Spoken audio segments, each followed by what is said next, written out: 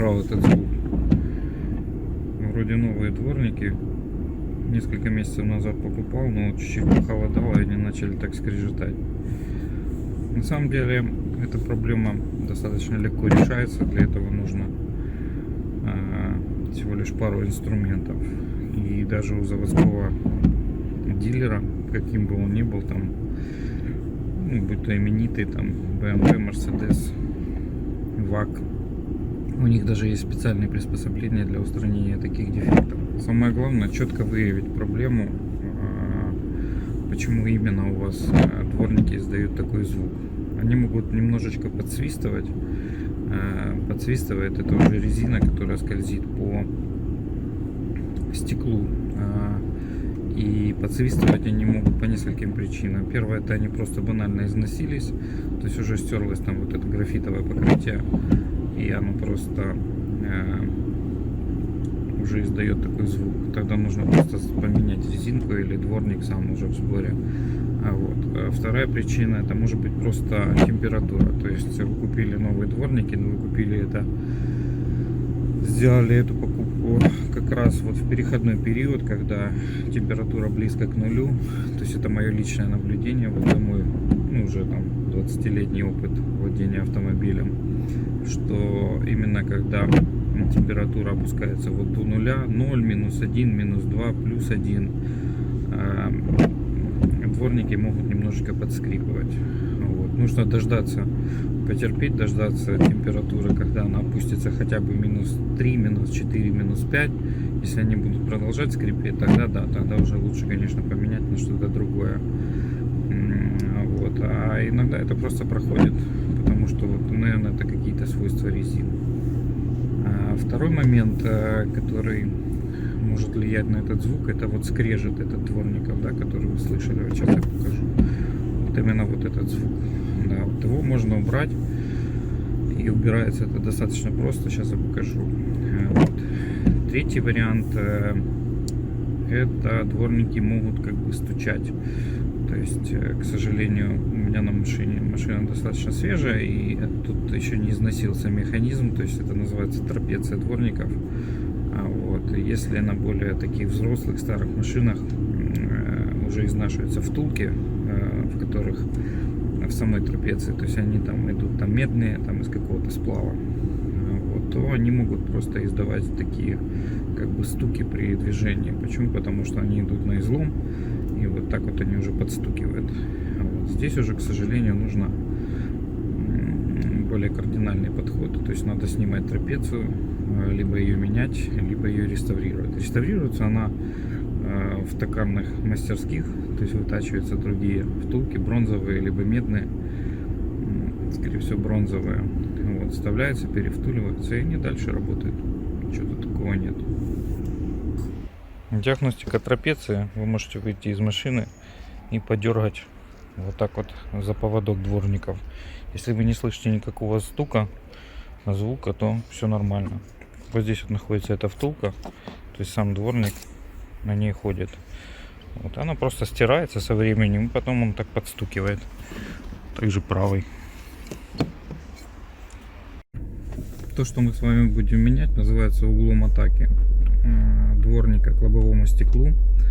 Вот. Он может меняться от заводских характеристик. Это зависит от состояния механизма трапеции, от конструкции самой щетки, от стороны положения щетки, так как правая щетка и левая щетка, они немножечко под разными углами могут стоять к лобовому стеклу. Это зависит от геометрии самого лобового стекла на разных моделях. Вот. То есть нам нужно просто увеличить угол атаки щетки к лобовому стеклу.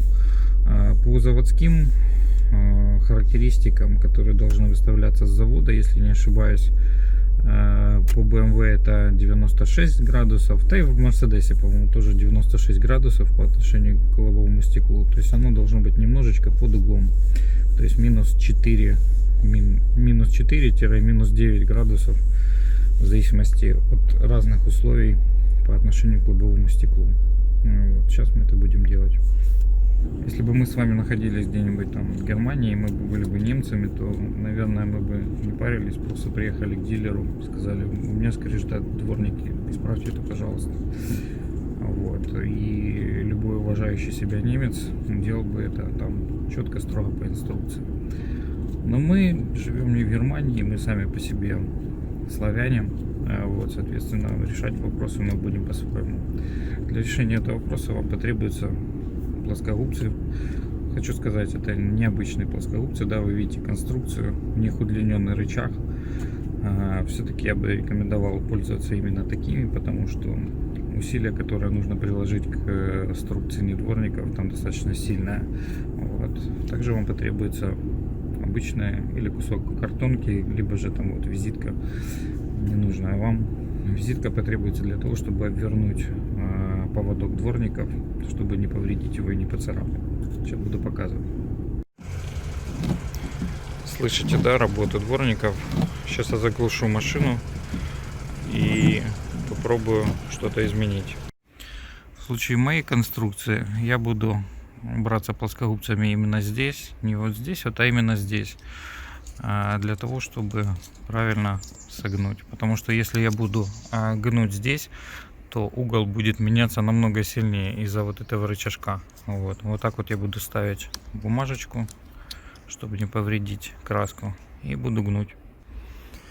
Одной рукой не очень удобно снимать, но в общем вот таким образом просто подгибаем их в эту сторону. И точно так же сейчас перейдем на вторую. Вторая сторона. Конечно, намного приятнее это делать заводским инструментом, но ради нескольких раз в году, я думаю, что делать это, покупать такой инструмент, смысла никакого нет. Ну вот, собственно, что и требовалось доказать.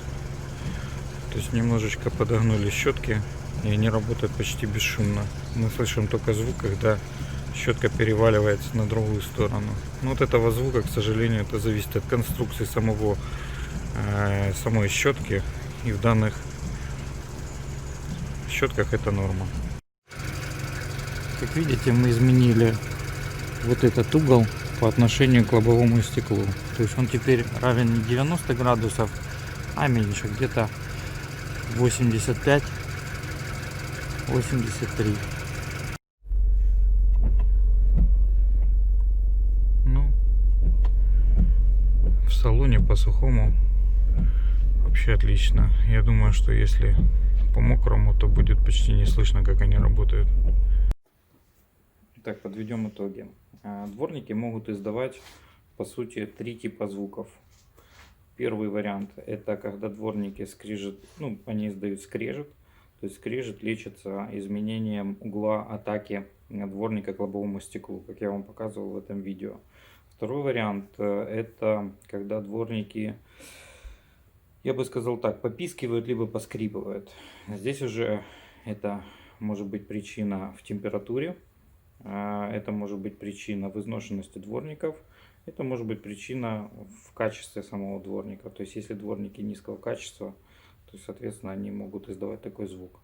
Вот. И третий звук, который могут издавать дворники, это они могут подстукивать. Подстукивать может изношенный механизм трапеции дворников. И здесь, к сожалению, вы навряд ли сами сможете справиться. Ну, исключения могут быть, если у вас, например, стоит в гараже там токарный станочек, и вы токарь 6-го там, или 7-го разряда, там, не знаю, то, конечно, да, вы можете сами это сделать и разобрать. Вот. Ну, если вам понравилось видео, ставьте лайк, подписывайтесь, буду выкладывать и делиться опытом, что я знаю. В качестве постскриптума хотел еще сказать касательно еще одного звука, который могут издавать дворники. Это такой легкий стук в момент переката дворника с одной стороны в другую. Вот здесь уже очень сложно дать какие-то рекомендации, потому что на самом деле это зависит от модели автомобиля, и это зависит от конструкции самого дворника. Там это аэротвин, или там может быть классическая система, или там какая-то зимняя. Вот. И здесь уже только опытным путем, только на примере других автолюбители, может быть, если у вас у друзей там есть такая же машина, и у них там дворники не издают никакого звука, то есть нужно присмотреться, какую модель дворника они используют, и может быть вам стоит купить именно такую. Вот, потому что у меня есть друзья с машинами, у которых дворники вообще работают абсолютно бесшумно. У меня, к сожалению, вот вы слышали, да, то есть все равно стучок этот есть. Несмотря на то, что машина с пробегом в районе 100 тысяч, и дворники это оригинальные дворники, которые куплены там, заказаны в Германии.